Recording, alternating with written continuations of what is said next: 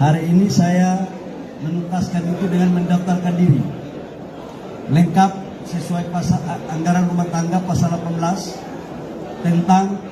syarat-syarat pencalonan calon ketua umum. Saya ingin menjelaskan di sini bahwa di dalam syarat tersebut,